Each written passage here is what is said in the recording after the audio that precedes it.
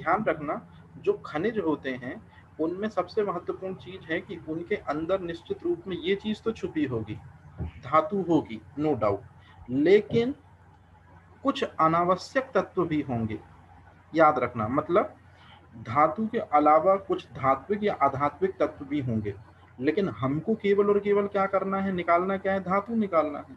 तो ये चीज आप याद रखना, आपसे हमेशा पूछा जाता है कि खनिज में और अयस्क में क्या अंतर है। तो जो बेसिक लाइन हम मिस करते हैं वो यही है कि एक बात हमेशा याद रखना कि धातुओं के साथ में यदि कुछ कार्बन, सल्फर, नाइट्रोजन, ये दूसरे यदि तत्व हैं तो फिर उसको हम कहते हैं खनिज। ध्यान रखना, खनिज कितने प्रकार के होते हैं, दो। एक वो होते हैं धात्विक खनिज जिनसे केवल और केवल धातु निकाली जाएगी, और एक होंगे अधात्विक खनिज जिनसे केवल और केवल अधातु निकाली जाएगी। जैसे हीरा हो गया, संगमरमर, इनसे कार्बन रूपी अधातु निकाली जाती है। अब आता मोस्ट इंपॉर्टेंट चीज, अयस्क क्या कहलाता है। तो आप ध्यान से सुनना, दरअसल में अयस्क वो चीज है जिसमें से निकालते हैं केवल और केवल धातु। तो यदि हम किसी भी चीज से केवल और केवल धातु निकालेंगे तो वो चीज कहलाती है अयस्क। मतलब हमेशा आपने शुरू से पढ़ा होगा कि बॉक्साइट का नाम सुना होगा, वो एक अयस्क है, उससे हम हमेशा एल्यूमिनियम धातु निकालते हैं। उसी तरह से आपने यदि सिनेबार सुना होगा तो सिनेबार में से हमेशा मरकरी धातु निकालते हैं, है ना। इस तरह से मतलब हमेशा जिन खनिजों से हम शुद्ध धातु प्राप्त करें उनको हम अयस्क कहते हैं। अच्छा, कई बार अयस्क में कुछ जो गंदगी होती है, जैसे मान लीजिए ये एक बॉक्साइट का अयस्क है, इसमें धूल मिट्टी वगैरह है, इसको गैंग कहते हैं। ये भी क्वेश्चन आजकल आपसे पूछा जाता है। फिर अब हमको चूंकि अयस्क में से क्या निकालनी, धातु निकालनी है, तो ये गंदगी जो गैंग है उसको अलग करना पड़ेगा। इस प्रक्रिया को साइंस में कहते हैं फ्लस्क। तो आपसे अगला क्वेश्चन पूछा जाता है, फ्लस्क क्या कहलाता है, ये चीज आपने याद रखनी है। मतलब अयस्क में यदि अशुद्धि है तो उसको कहते हैं गैंग, और उस अशुद्धि को यदि हमको हटाना है तो बताओ जरा उसको क्या बोलेंगे पिया जी, फ्लस्क बोलते हैं। फ्लस्क। याद रहेगा, ये चीज बहुत इंपॉर्टेंट है। अब उसके बाद एक ये क्वेश्चन जो लिखा है ना, इसको इंग्लिश में कहते हैं पायरोमेटलर्जी, ये मैंने हिंदी में लिख दिया है धातु कर्म विज्ञान।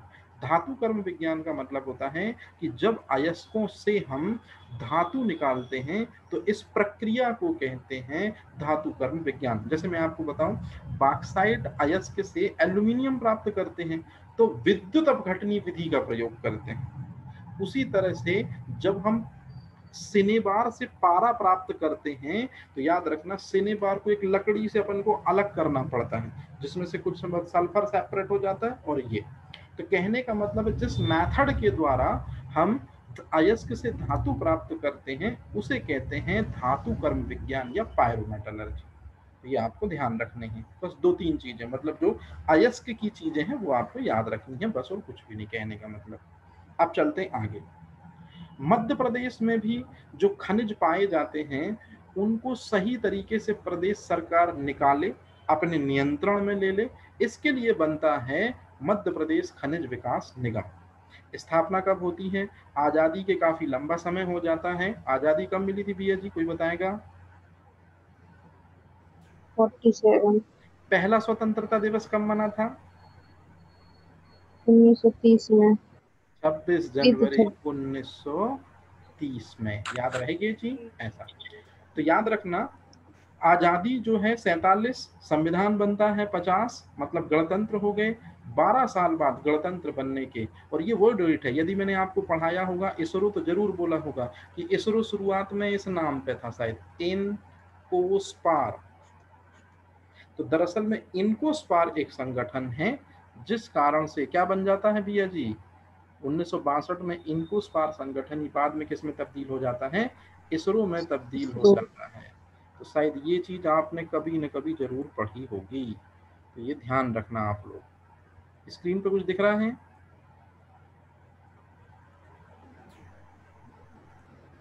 Yes sir.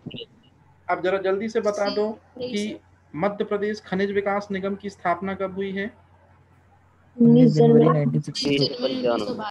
अब भी डेट याद होती चले, ठीक है। अच्छा, अब खनिज जो निकालते हैं वो नीतियों के तहत निकालते हैं। तो दरअसल में सबसे पहली नीति आई थी कि किस तरह के खनिज निकाले जाएंगे मध्य प्रदेश से, धात्विक का नंबर ज्यादा होगा कि अधात्विक का नंबर ज्यादा होगा, किस एरिया से निकाले जाएंगे, ये पूरा का पूरा एक सेटिंग बनी थी। कब बनी थी जल्दी से बताओ, पहली खनिज नीति कब आई थी? सन 1995। 1995। परंतु प्रादेशिक सरकार, प्रदेश की सरकार तो है, लेकिन प्रदेश की सरकार ने ग्राम पंचायतों को भी इस बात की तवज्जो दी कि दरअसल में आपके एरिया से, जैसे मान लो कि मध्य प्रदेश का एक गांव है कटनी, कटनी से चूना निकलता है, तो कटनी को भी इस प्रक्रिया में शामिल किया जाएगा। इसके लिए बनती है गौण खनिज नीति, जो 1 साल बाद बनी थी, याद रखना। और कई बार जैसे आप देख रहे हो बक्सवाहा का विरोध कर रहे हैं ना, तो प्रदेश सरकार ने बोला है कि बक्सवाहा के जंगल काटो, हीरे निकालो, लेकिन फिर क्यों बक्सवाहा के लोकल लोग उसका विरोध कर रहे हैं? गौण खनिज नीति 1996 के तहत ही विरोध कर रहे हैं। याद रखना, इसमें प्रदेश सरकार ने उस एरिया जहां पर खनिज निकाला जाता है उनकी पंचायतों को भी अधिकार दे दिए हैं कि आप जो हैं खनिजों को निकालना है कि नहीं निकालना, इस बारे में आप जरूर अपनी राय प्रेषित कर सकते हैं और वो सुनी भी जाएगी, ध्यान रखना। अब अगर आपसे पूछा जाए कि आज वर्तमान समय में मध्य प्रदेश में कौन सी नीति के तहत हम खनिज पदार्थों को निकाल रहे हैं, तो याद रखना वर्तमान में खनिज नीति चल रही है 2010 वाली। ये इंपॉर्टेंट क्वेश्चन है, ये तीनों तुम्हारे लिए बहुत इंपॉर्टेंट है। और मध्य प्रदेश खनिज विकास निगम कब बना था, तो याद रखना 19 जनवरी 1962, मतलब जब इनकोस पार्क का गठन हुआ। अब यदि मैं आपसे पूछूं कि खनिज उत्पादन में पूरे के पूरे राज्यों में भारत का नंबर कौन सा है, तो ये तो वन लाइनर फैक्टर चौथा। अर्थव्यवस्था में कितना योगदान है, ये ठीक है। अब आता मुद्दे की चीज, मध्य प्रदेश जो है वो कौन कौन से खनिजों के निकालने में बहुत बड़ा भूमिका निभाता है, तो याद रखना यहाँ से तांबा पूरी दुनिया में फेमस है, मतलब मध्य प्रदेश से तांबा जो निकाला जाता है वो पूरे के पूरे देश में बड़ा फेमस है। मैग्नीज उत्पादन में भी नंबर 1 पोजीशन पे हैं हम, और इसके लिए 2 जिले आपको याद रखने हैं, आगे बताता हूँ, बालाघाट और छिंदवाड़ा। हीरा में तो एमपी का एकाधिकार है, मतलब दूसरे इंडिया में कोई ऐसा जगह ही नहीं जहां से हीरा निकाला जाए। और यदि मैं आपसे पूछूं कि जितने भी खनिज हैं हमारे पास, बताइए उसमें सबसे कठोर खनिज कौन सा है, तो आंसर है हीरा। ये चीज आपको याद रखनी, ठीक है। अच्छा, बालाघाट जिला जो है इसको प्रकृति ने संसाधनों से परिपूर्ण सा बना दिया है, जैसे यहाँ तांबा भी मिलता है, यहाँ मैग्नीज भी मिलता है और यहाँ माइका भी मिलता है। अब आप जरा जल्दी से बताइए, माइका जो सीट होती है जो जनरली हमारे डाइनिंग टेबल या इस तरह के उपकरणों पर लगती है, विद्युत की क्या होती है, ये कुचालक, माइका सीट। लेकिन यदि उसके ऊपर में अपन भाप को यदि रखें या भाप की पतीली के ऊपर यदि माइका सीट रखें और फिर हम छुएं तो हमको गर्म लगेगी, क्यों? क्योंकि माइका सीट जो होती है, माइका ऊष्मा का सुचालक है जबकि विद्युत का कुचालक है। और लौह अयस्क भी मिलता है, मतलब मंडला में माफी चाहता बालाघाट जिले में इतनी चीजें परिपूर्ण है। अब चलते हैं, शुरुआत करते हैं सबसे पहले धातु से जिसका नाम है तांबा। तो तांबा यदि एक धातु है तो सबसे पहले आपको ये पता होना चाहिए कि किस अयस्क से प्राप्त की जाती है। तो ये सब अयस्कों के नाम लिखे हैं, ruby copper, cuprite, tenorite, melaconite, malachite, azurite, copper pyrites, copper glass. अब देखो ये आपसे कभी नहीं पूछेंगे कॉपर ग्लास, आपसे पूछेंगे बोर्नाइट अयस्क से कौन सी धातु, तो ये आपको याद रखना है। चेल्को पायराइट और यू पायराइट से कौन सी धातु, तो आपको तांबा याद रखना है। ये मैलेकाइट और एजुराइट याद रखना है। ये सब अयस्क के नाम है और इनसे कौन सी धातु निकाली जाती है, तांबा। याद रहेगा ये चीज। अब चलते आगे। अगर मैं बात करूं कि तांबे का सबसे ज्यादा उत्पादन मध्य प्रदेश में कहां पर होता है, याद रखना ये पहला से स्टेटमेंट बहुत इंपॉर्टेंट है कि पूरे भारत में सबसे ज्यादा तांबा निकाला जाता है एमपी से। तो फिर एमपी में भी वो जगह बताइए कहाँ है वो जगह, बालाघाट। लेकिन यदि मैं पूछूं आपसे कि भारत में सबसे ज्यादा भंडार कहाँ पर हैं, तो ये चीज आप याद रखेंगे राजस्थान की, ये खदानों के नाम याद रखेंगे 3, इसमें खेतड़ी, झुंझुनू और अलवर शामिल। उत्पादन अलग चीज होती है और भंडार अलग चीज होती है, ये चीज याद रखना, दोनों बिल्कुल अलग क्वेश्चन पूछा जाएगा, दोनों अलग है। तो एमपी उत्पादन में नंबर 1 है तांबे के, न कि भंडारण में। भंडारण में अभी भी राजस्थान नंबर 1 पे। अब अगर पूछा जाए कि उत्पादन में यदि मध्य प्रदेश का बालाघाट जिला आता है तो भैया वहां पर कोई ना कोई तहसील होगी और उस तहसील के अंतर्गत कोई ना कोई तो खदान आती होगी। तो आपको अब ये बेहर तहसील याद रखना है और ये मलज खंड याद रखना है, ये है वो खदान जहां से निकाला जाता है तांबा। तो आपसे ये क्वेश्चन घुमा घुमा कर पूछा जाता है हर बार कि मलज खंड खदान का संबंध किस अयस्क से है, या मलचखंड खदान का संबंध किस धातु से है, या मलचखंड बालाघाट में क्यों फेमस है, तो तांबे उत्पादन का अग्रणी केंद्र है। परंतु एक और तहसील आजकल आ गई है, किरनापुर तहसील, और किरनापुर तहसील का बड़गांव दरअसल में वो जगह है जहां पर तांबे का अयस्क पाया जाता है या तांबा पाया जाता है, याद रखना। अब यदि मैं बात करूं कि पूरा का पूरा 100% यदि तांबा का उत्पादन हम देखें तो भारत के मध्य प्रदेश में अकेले कितने तांबे का उत्पादन हो जाता है, 64%। तो ये भी डाटा इंपॉर्टेंट है। अब तो सबसे पहले जो आदि मानव है उसने जिस धातु की खोज करी थी वो कौन सी धातु थी, नो डाउट तांबा। इसी क्वेश्चन को पूछने का तरीका आजकल ऐसा हो चला है कि विश्व में निश्चित रूप में आदि मानव मतलब मानव के द्वारा उपयोग में लाई जाने वाली पहली धातु भी कौन सी है, तांबा। अब यदि मैं पूछूं विद्युत की सबसे अच्छी सुचालक कौन है, कोई बताएगा विद्युत की सबसे अच्छी सुचालक कौन है, चांदी। चांदी। परंतु उसके तार तो हम बना नहीं सकते हैं, तो उसके बाद क्योंकि वो प्रीसियस मेटल है, तो चांदी के बाद जो विद्युत की सबसे अच्छी सुचालक है वो कौन सी है, तांबा। तो याद रखना ये चीज, इसलिए हमारे घरों के तार वगैरह बनते हैं। अब यदि मैं पूछूं आभूषण बनाने के लिए चांदी का प्रयोग करते हैं, परंतु वहां पर्पस कठोरता लाना है। याद रखना चांदी के आभूषण नहीं बनते, आभूषण बनते हैं सोने और चांदी के, लेकिन सोने और चांदी में एज अ इम्प्योरिटी के रूप में चूंकि कठोरता हमको बढ़ानी है इसलिए हम यूज करते हैं तांबे को। तो ये चीज आप याद रखना कि सोने और चांदी के आभूषण जब भी हम बनाते हैं तो एज अ इम्प्योरिटी के रूप में कुछ मात्रा में क्या मिला देते हैं, कॉपर।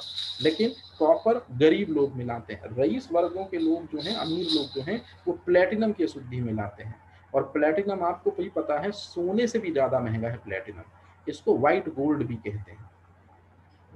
तो आपसे क्वेश्चन पूछा जाता है सफेद स्वर्ण किसे कहते हैं, तो आंसर है प्लेटिनम। अब जितनी भी धातुएं हैं याद रखना वो इस विधि के द्वारा गर्म होती हैं, चालन विधि के द्वारा गर्म होती हैं। जैसे मैं आपसे पूछूं तांबा विद्युत का सुचालक है कि कुचालक, तो आप बोलोगे विद्युत का सुचालक है, लेकिन ऊष्मा का भी सुचालक है तांबा। तांबे की प्लेट को यदि हम किसी पतीले के ऊपर रख दे तो वो पकड़े तो गर्म हो जाती है, क्योंकि दरअसल में एक अणु दूसरे अणु को, दूसरा तीसरे को, तीसरा चौथे को अपनी ऊष्मा ट्रांसफर करता जाता है, इसको कहते हैं चालन विधि।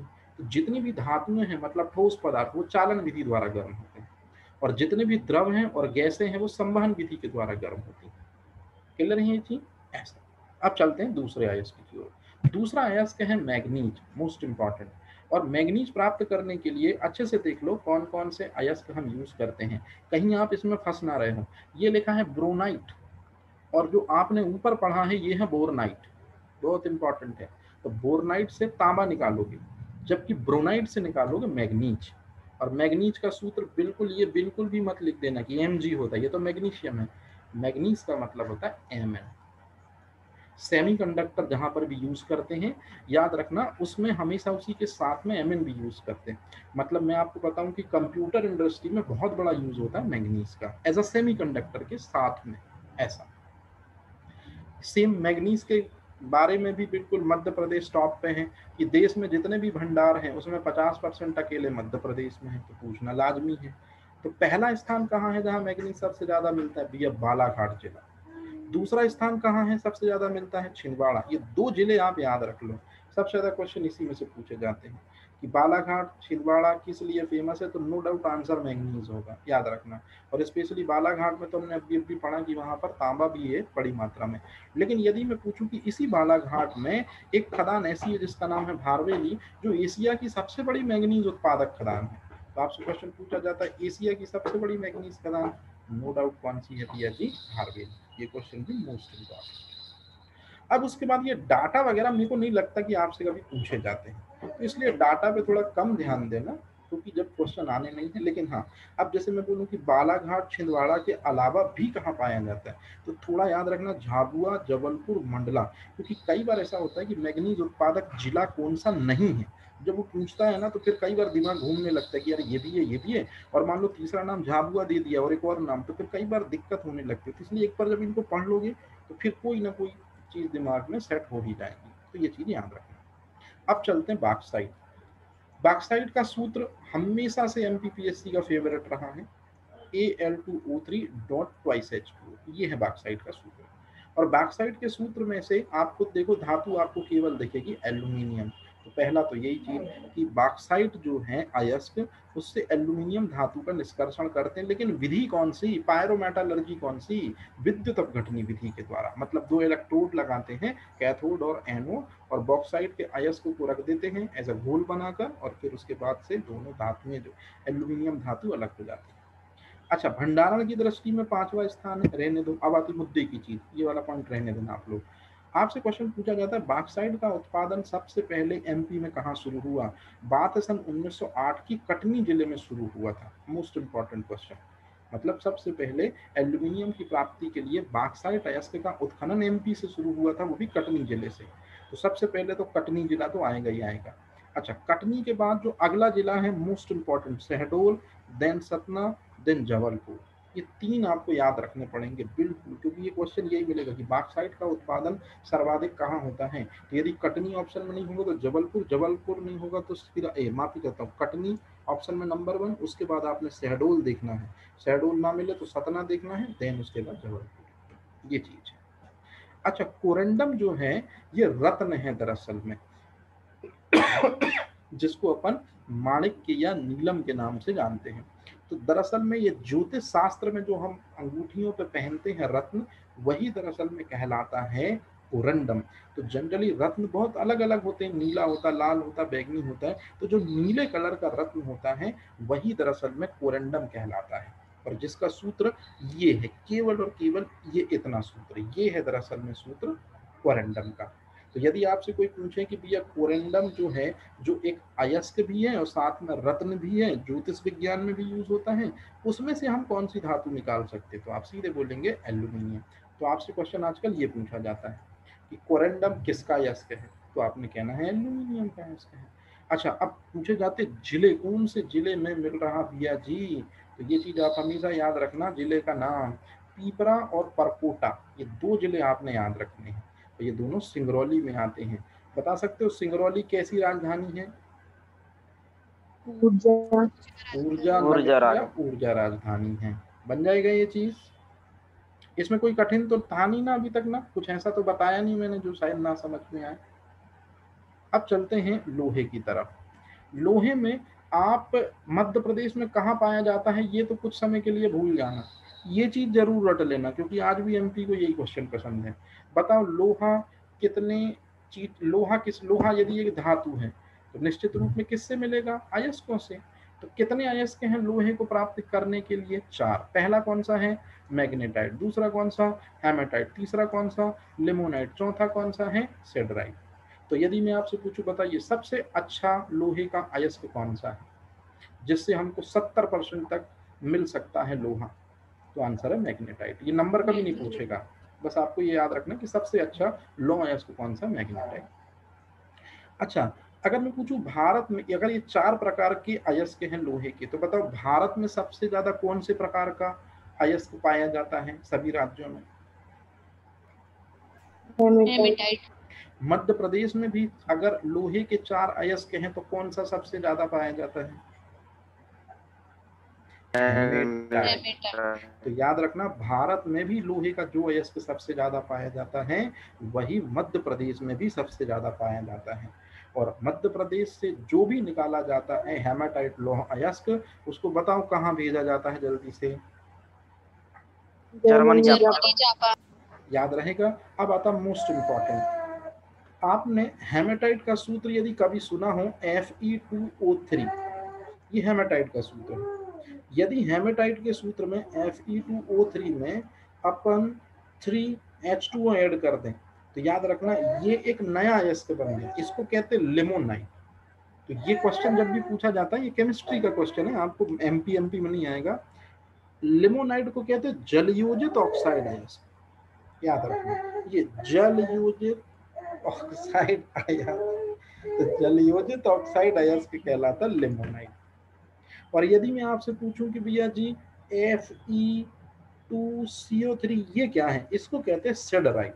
तो सेडराइट में दरअसल में ये देखो कार्बोनेट आ रहा है ना CO3, तो ये आपसे पूछा जाता है आयरन का सबसे घटिया है, मतलब सबसे कम लोहा इसी से मिलता है, और ये क्या है भैया? कार्बोनेट के रूप में पाया जाता है। तो ये क्वेश्चन ही पूछे जाते हैं जनरली, ये वाले क्वेश्चन, ऐसे क्वेश्चन। लेकिन अब चूंकि अपन एमपी पढ़ रहे हैं तो मैं आपको बता दूं कि सबसे ज्यादा ये जबलपुर से मिलेगा। जबलपुर ऑप्शन में ना हो तो ग्वालियर टिक करना, ग्वालियर ना हो तो मंडला देखोगे, और मंडला ना हो तो बालाघाट देखना।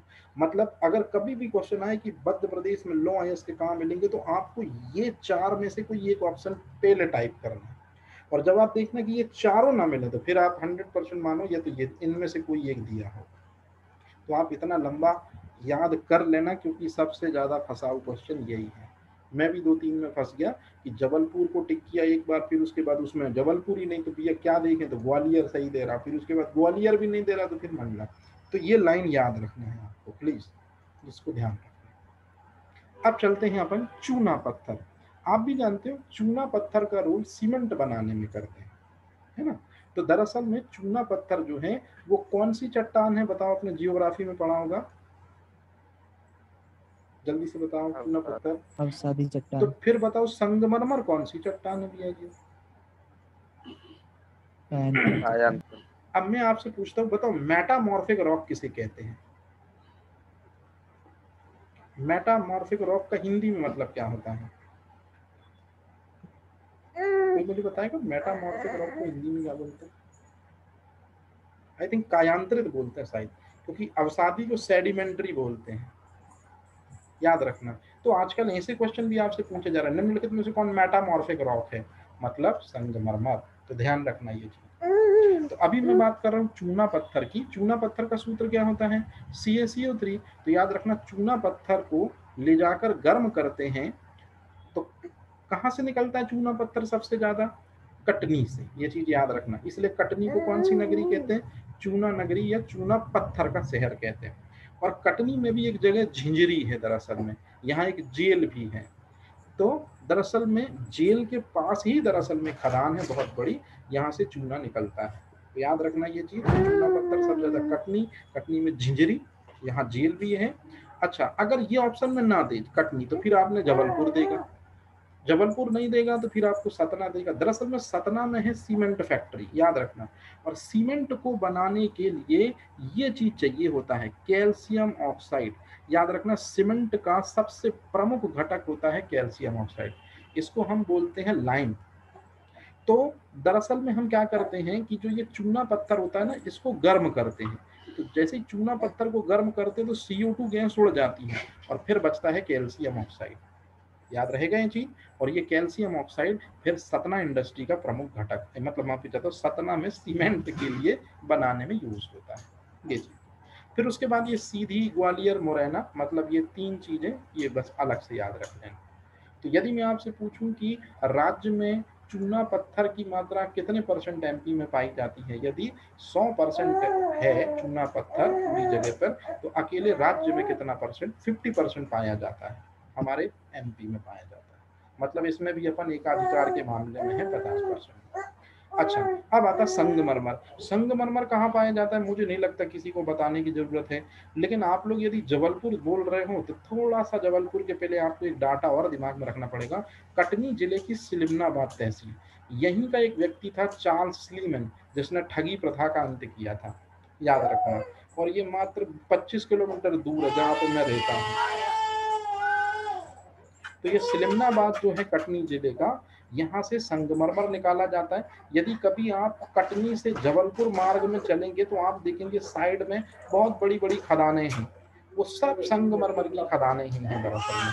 मतलब पूरा कटनी से लेके जबलपुर 100 किलोमीटर का एरिया टोटल खदानों में कन्वर्ट हो चुका है। दाएं देखेंगे तो खदान, बाएं देखेंगे तो खदान, संगमरमर के कारण।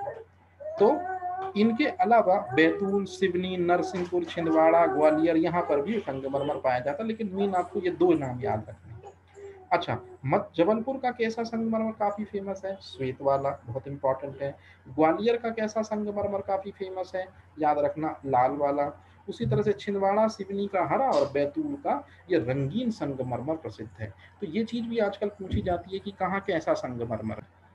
अब मेरे को एक बात बताओ, एक क्वेश्चन आपने कभी सुना होगा, मार्बल कैंसर। मार्बल कैंसर का मतलब है कि ताजमहल जो है, यदि अम्ल वर्षा गिरती है तो ताजमहल का रंग क्या होता है, ताजमहल क्षरित होता है, ताजमहल पीला पड़ता है।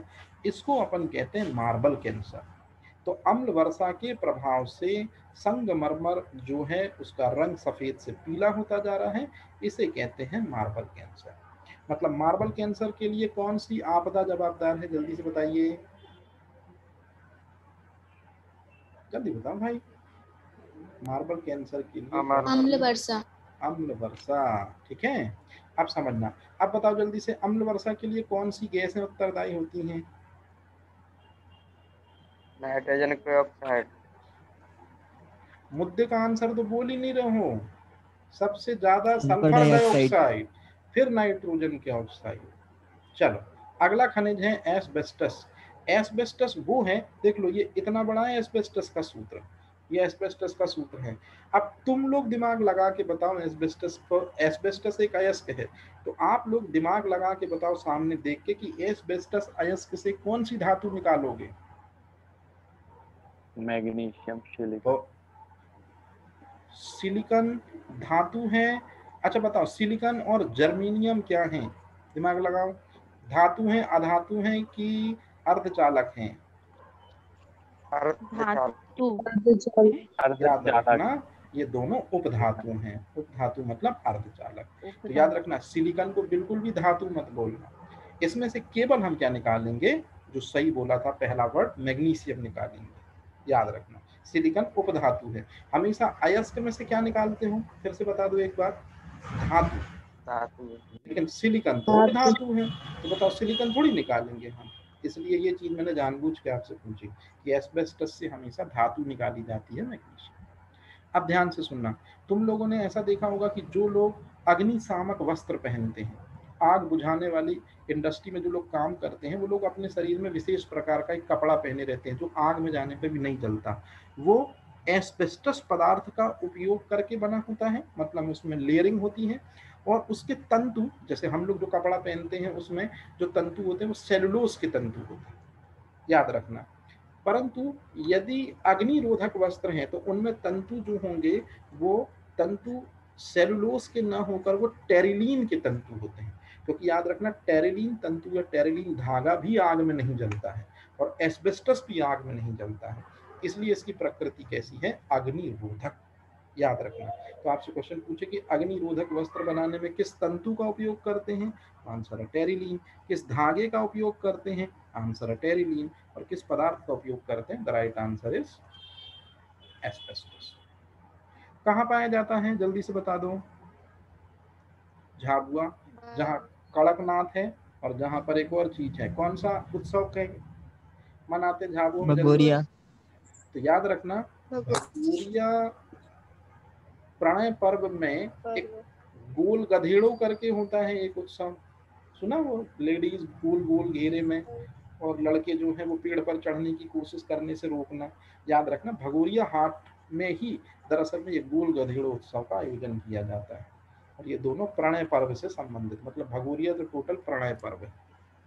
अच्छा अब बताओ, झाबुआ के अलावा भी कहाँ मिलेगा एस्बेस्टस? ठीक है, ध्यान रखना, ठीक है। अच्छा अब चलते हैं डोलोमाइट। आपको डोलोमाइट का सूत्र देखो और मुझे बताओ कि यदि डोलोमाइट अयस्क है तो आप कौन सी धातु निकाल रहे हो। ये केमिस्ट्री का क्वेश्चन है। अगर आप केवल मैग्नीशियम कह रहे हो तो आप गलत हो, आपने कैल्शियम भी कहना है। बताओ कार्बन क्यों नहीं? कार्बन धातु है कि अधातु है? ऑक्सीजन, ऑक्सीजन इज ऑल्सो अधातु। और अयस्कों से हमेशा हम क्या निकालते हैं, धातु निकालते हैं। तो ध्यान रखना ये चीज, ठीक है। अच्छा डोलोमाइट अयस्क कहाँ से निकालोगे, कहाँ कहाँ से मिलेगा? जबलपुर, जबलपुर नहीं तो सीधी, सीधी नहीं तो इंदौर, इंदौर नहीं तो झाबुआ, नहीं तो ग्वालियर। इसमें मेन शुरुआत के दो हैं, बस यही पूछे जाते हैं, तो जबरदस्ती में लिख दिया। अच्छा अब आता मोस्ट इंपॉर्टेंट, इसको तो रटना है भैया जी, चाहे तुमसे बने और चाहे तुमसे ना बने। बताओ अगला क्या है, हेडिंग क्या लिख रहा है, हीरा। अब मैं आपसे पूछता हूँ, बताओ इस दुनिया का सबसे कठोर पदार्थ कौन सा है? हीरा। हीरा। किस कारण से चमकता है? आंतरिक परावर्तन। उसको इंग्लिश में क्या कहते हैं? Total internal reflex. आजकल ये चीज पूछ रहा है। हीरा किस वजह से चमकता है, तो पूर्ण आंतरिक परावर्तन ऑप्शन में नहीं है, टोटल इंटरनल रिफ्लेक्शन ऐसा देता है वो।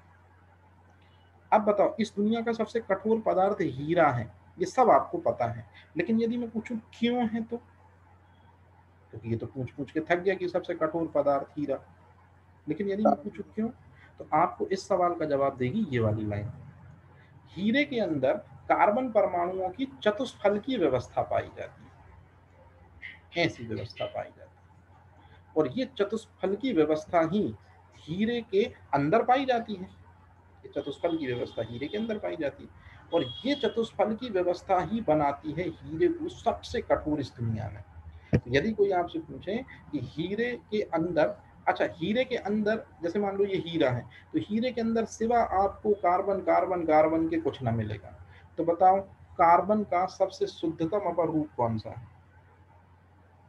हीरा। हीरा है। अच्छा, दूसरी चीज, हीरे में एक कार्बन दूसरे कार्बन से जुड़ा होता है, बताओ कैसी व्यवस्था होती है? त्रिविम चतुष्फल की। अब चतुष्फलकीय। त्रिविम क्यों बोला? क्योंकि में एक्स, जैसे ये चित्र में देखो आप, ये हो गया मान लो ये एक्स डायमेंशन, उसी के परपेंडिकुलर वाई डायमेंशन, और ये जेड डायमेंशन, तो तीनों डायमेंशन में है, मतलब लंबाई भी है, चौड़ाई भी है, ऊंचाई भी है, तो उसको हम त्रिविम बोलते हैं, तो इसलिए ये त्रिविम, मतलब कार्बन तीनों दिशाओं में फैला है, लंबाई चौड़ाई ऊंचाई। तो ये व्यवस्था हीरे को सबसे कठोर बनाती है इस दुनिया में। अब बताओ हीरा सबसे पहले कहाँ से निकाला गया था, यदि हम फेमस हीरे की बात करें तो कोहिनूर। कहाँ से निकाला गया था? गोलकुंडा की खदान से। अच्छा, अब मेरे को एक बात बताओ, कितने कैरेट का था वो? 186 कैरेट। आप ध्यान रखना, हीरे का भार इसमें मापा जाता है, ये यूनिट है दरअसल में, कैरेट एक यूनिट है, और हीरे का भार हमेशा किस में मापते हैं? कैरेट में। ये केमिस्ट्री का क्वेश्चन है। अब यदि मैं आपसे पूछूं कि मध्य प्रदेश हीरा उत्पादन में नंबर 1 है, तो मध्य प्रदेश के अलावा दुनिया का और कोई भी प्रदेश में हीरा निकलता ही नहीं है, तो इसलिए आपसे क्वेश्चन पूछा जाएगा मध्य प्रदेश को एकाधिकार किस खनिज में है? आंसर है हीरा। अब इसी क्वेश्चन को घुमाकर पूछता है आपसे ऐसे, मध्य प्रदेश के अलावा भारत में कितनी, क्योंकि हीरा या खनिज कहाँ से निकलेगा? खदानों से, तो निश्चित रूप में हीरे की कितनी खदान है मध्य प्रदेश के अलावा? तो आपको कहना है कि और कहीं पाया ही नहीं जाता है, तो भैया 0 खदान है। तो आजकल ये क्वेश्चन बहुत प्रमोट कर रहे हैं, ये वाला क्वेश्चन। अब आपसे पूछा जा रहा है भारत में हीरे का सबसे अधिक उत्पादन, मध्य प्रदेश। भारत में सबसे अधिक हीरे का भंडार, मध्य प्रदेश, मतलब भंडारण में भी नंबर 1 है अपन, उत्पादन में भी नंबर 1 है हीरे की बात करें तो। अब आता है अगला जो चीज, ये आपको न केवल याद रखना है, बल्कि ये तो याद किए कर लिए होगे मेरे को पता है, फिर भी मैं अपने स्तर पे बता दूं। पन्ना हीरा जो है सबसे ज्यादा उस जगह पे पाया जाता है जिस जगह की स्थापना करी थी बुंदेलखंड के शिवाजी ने। जल्दी से बताओ, बुंदेलखंड का शिवाजी किसे कहते हैं? छत्रसाल। छत्रसाल महाराज ने पन्ना नगर बसाया था, याद रखना ये चीज, और पन्ना जिले में मिलता है। लेकिन पन्ना जिले में खदानें होंगी, मतलब वो कौन सी फेमस खदान है? हिनौता। भागेन नदी का क्षेत्र भी दरअसल में हीरा के लिए फेमस है, और यही एक रमखिरिया की खदान है, वहां से भी हीरा मिलता है, बहुत शुद्ध हीरा मिलता है। परंतु पास में अब एक मझगवा खदान जो है गांव के पास में, तो इसमें भी हीरा मिलता है। तो ये 4 जगह के नाम याद रखने पड़ेंगे, हिरोना, हिनौता, भागेन नदी, रमखिरिया और मझगवा। अच्छा, सतना जिले में भी अभी भंडार मिले हैं, और सतना जिले की कोटारिया दरअसल में खदान है जहां से, और छतरपुर में अंगोर खदान। ये 3 खदान आपको याद रखनी है, क्योंकि कभी भी क्वेश्चन बना है तो यहीं से क्वेश्चन बना है, ये वाला। लेकिन अब जिस जिस तरह से अब इम्प्रोवाइजेशन करता जा रहा है एमपीपीएससी, बेहतर करता जा रहा है अपने को, तो अब आपसे हीरे की किस्में भी पूछेगा वो। तो बताओ, इन खदानों से हीरे की पहली किस्म आप सब जानते हो, कोहिनूर, तो सब बता देते हो। लेकिन यदि मैं पूछूं ऑरलॉक क्या है, तो भैया हीरे की एक किस्म है। मुगल पेट क्या है? हीरे की एक किस्म है। और ये चीज यदि आप लोगों ने जियोग्राफी पढ़ी होगी, तो जियोग्राफी में ये चीज आपसे बहुत जम से पूछी जाती है। मैं थोड़ा सा आसान कर दे रहा हूँ। जितने भी खनिज हैं, जैसे खनिज में जनरली धातु और अधातु में धातु आएंगी और अधातु आएंगी, तो जैसे तांबा धातु है, मैग्नीज धातु है, सीसा धातु, आयरन धातु है, तो निश्चित रूप में ये किन से प्राप्त होंगे? अयस्कों से। और ये अयस्क छुपे हैं धारवाड़ क्रम की चट्टानों में। मतलब जब भी धारवाड़ क्रम की चट्टानें अगर आपको कहीं पर भी मिलेंगी, इसका मतलब है वहां पर 101% है कोई ना कोई धात्विक अयस्क जरूर मिलेगा। और धात्विक अयस्क मतलब आप धात्विक खनिज निकाल सकते हो वहां से। तो धारवाड़, आपसे क्वेश्चन बार बार पूछा जाता है धारवाड़ युग की चट्टानों में कौन सा खनिज प्राप्त होता है, तो आपको कहना धातु खनिज प्राप्त होगा। जैसे ये क्वेश्चन है धारवाड़ युग की चट्टानों में कौन सा खनिज मिलेगा, निश्चित रूप में धातु खनिज मिलेगा। अब बताओ प्री कैम्बियन युग की चट्टानों में कौन सा खनिज मिलने की संभावना सबसे ज्यादा पाई जाती है, लोहा। लोहा। मोस्ट इंपॉर्टेंट, अपन लोगों को जब भी सिखाया जाता है तो कई बार ये बोल दिया जाता है धारवाड़ में सभी खनिज मिलते हैं, सभी धातुएं मिलती हैं, लेकिन याद रखना प्री कैम्बियन में दरअसल में लोहा मिलता है। कुडप्पा में दरअसल में, या कुडप्पा समय की चट्टानें यदि आप पाओ तो आपको ये दो चीजें मिलेंगी। कौन कौन सी, नाम पढ़ना। संगमरमर, चीनी। संगमरमर, चीनी मिट्टी। याद रहेगा ये चीज, बहुत इंपॉर्टेंट है ये दोनों चीजें। अच्छा, विंध्य क्रम की जो चट्टानें हैं उसी से मिलता है अपन को हीरा। तो दरअसल में यहाँ पर मेरे को आपको बस ये वाला आंसर टाइप करवाना है। आजकल ये ट्रेडिशनल क्वेश्चन हटा से दिए हैं उन्होंने, अब ऐसे क्वेश्चन पे आ गए हैं वो, सीधे सीधे चट्टानों की बात करते हैं कि हीरे की प्राप्ति निम्नलिखित में से किस क्रम की चट्टानों से होती है, तो आपको कहना है विंध्य क्रम की चट्टान। अच्छा, एक लास्ट क्वेश्चन है जो आप बहुत आराम से जानते हो, बताओ काली मिट्टी जो है वो किसके ठंडे होने से बनी है। और यदि मैं लावा बोलूं तो फिर आपका दिमाग तत्काल कौन सी चट्टानों की तरफ जाता है, बेसाल्ट या दक्कन ट्रैप की चट्टानें। तो बेसाल्ट या दक्कन ट्रैप की चट्टानों से काली मिट्टी प्राप्त होती है। इंपॉर्टेंट है, याद रखना, ये ऐसे क्वेश्चन है जो आपको सिलेक्शन के नजदीक ले जाएंगे। ये तो सब बना लेंगे ऐसे। अब चलते हैं आगे, थोड़ी जल्दी से बात करते हैं। एक मिनट, जो चूना पत्थर होता है इसको हमको गर्म करना पड़ता है, और चूना पत्थर को जब हम गर्म करते हैं तो उसमें से प्राप्त होता है कैल्शियम ऑक्साइड। यदि आप 100% सीमेंट बनाते हैं तो याद रखना उसमें 60% ये होता है कैल्शियम ऑक्साइड। तो आपसे क्वेश्चन पूछा जाएगा सीमेंट का सबसे प्रमुख घटक क्या है, आंसर है कैल्शियम ऑक्साइड, जिसको शॉर्ट में हम चूना भी कहते हैं, जिसको शॉर्ट में हम लाइम भी कहते हैं। ये चीज, इसके अलावा सीमेंट बनाने में रेत के दो घटक, तो रेत सिलिका से मिलकर बनती है और रेत एल्यूमिना से मिलकर बनती है, इनको हम यूज करते हैं। तो ये चीज भी याद रखना कि रेत के निर्माण में सीमेंट के निर्माण में हम किस किस का उपयोग करते हैं बेटा जी, सीमेंट के निर्माण में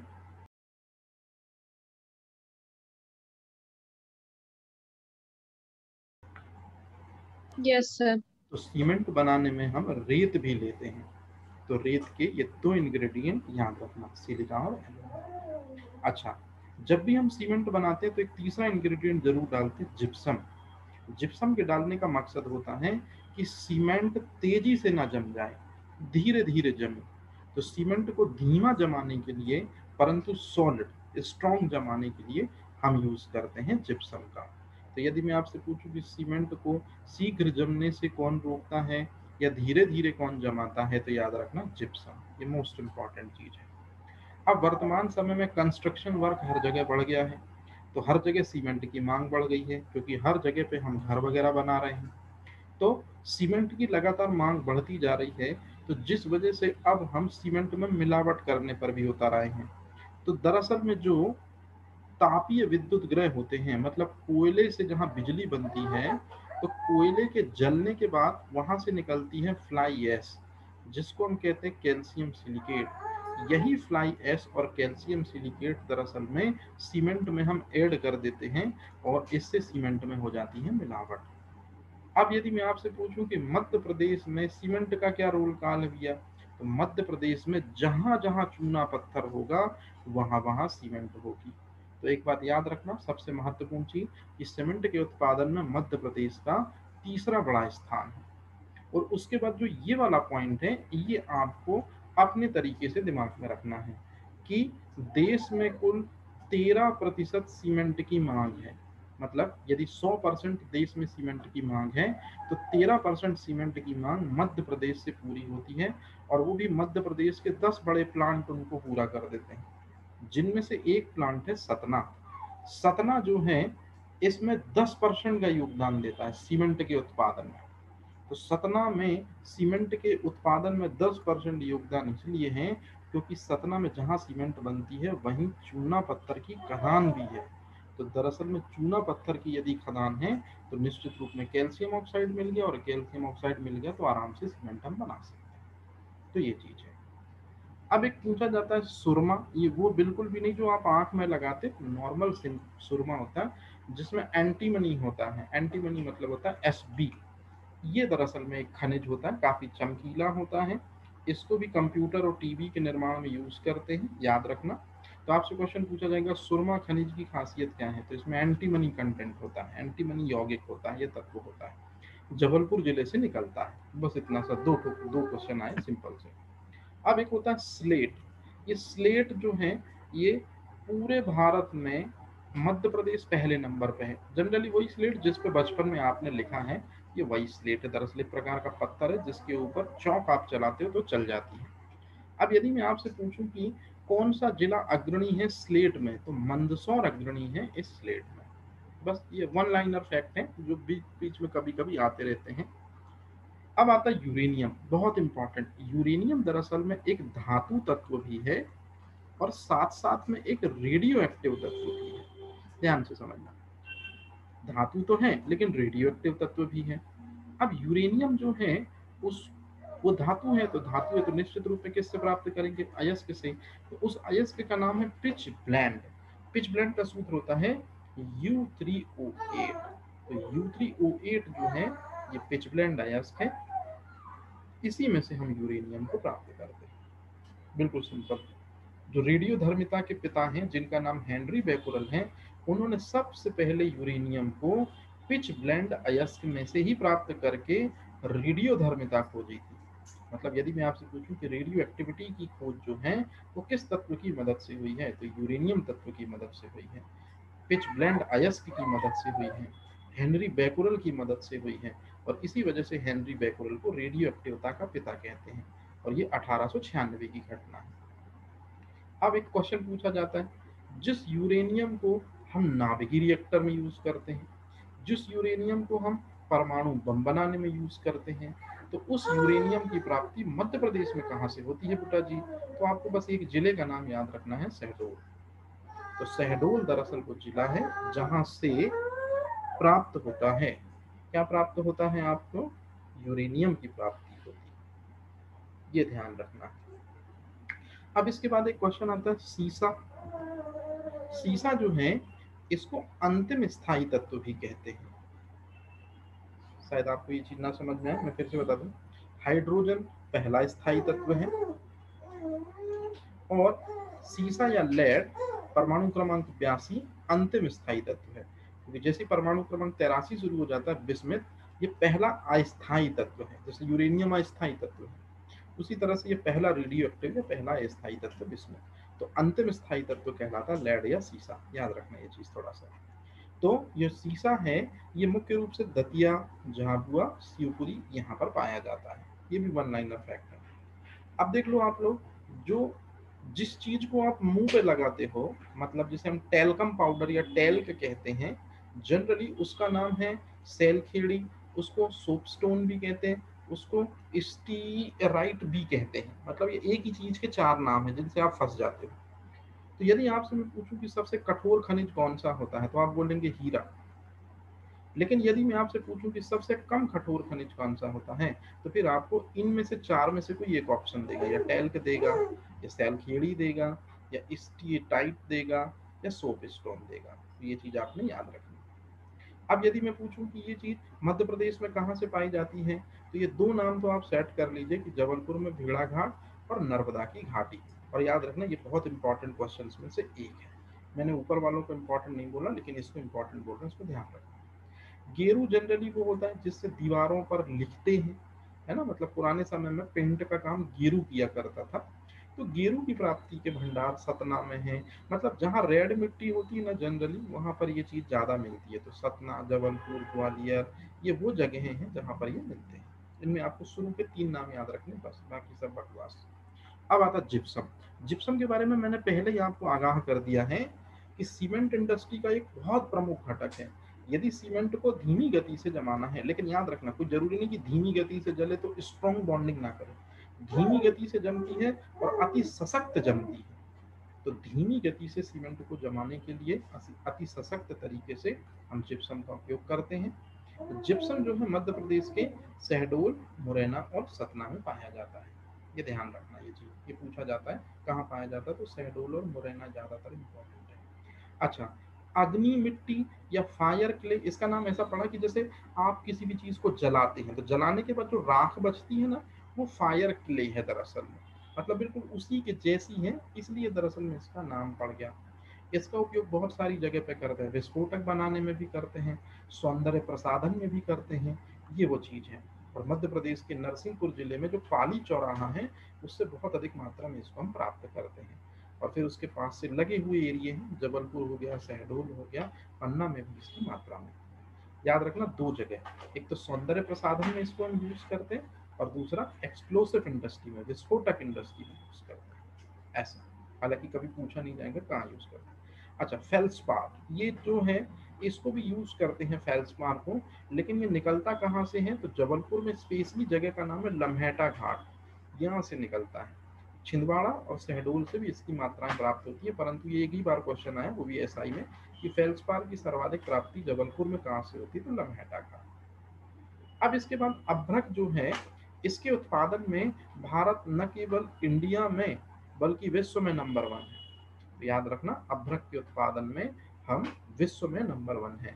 तो निश्चित रूप में ये डाटा हमारे लिए इम्पोर्टेंट हो जाता है कि कहाँ कहाँ से इनकी प्राप्ति होती है। तो याद रखना सबसे ज्यादा प्राप्ति होती है ग्वालियर से, उसके बाद छिंदवाड़ा और झाबुआ से अल्प मात्रा में मिलता है। और इस तरह से ये आपकी जो सीट है, ये कौन सी सीट समाप्त हो जाती है, आपकी जनरली सीट समाप्त हो जाती है खनिज वाली। अब ध्यान से सुनना, ये 15वीं के बाद मैंने जो पढ़ाए हैं ना, ये तब आते हैं जब किसी का सिलेक्शन बिगाड़ना होता है। मतलब जनरली इनको हम पढ़ते नहीं है, वो तो अपने पास में आराम से टाइम है तो मैंने इनको करा दिया आपको ये चीज। तो याद रखना ये चीज जनरली पूछी नहीं जाती है। पूछी कौन सी जाती है, जो कल हम बहुत अच्छे से पढ़ चुके, कोयला पूछते हैं, हीरा पूछते हैं, तांबा पूछते हैं, मैग्नीज पूछते हैं। तो ये थोड़ा सा आप याद रखना, ठीक है, बहुत इंपॉर्टेंट।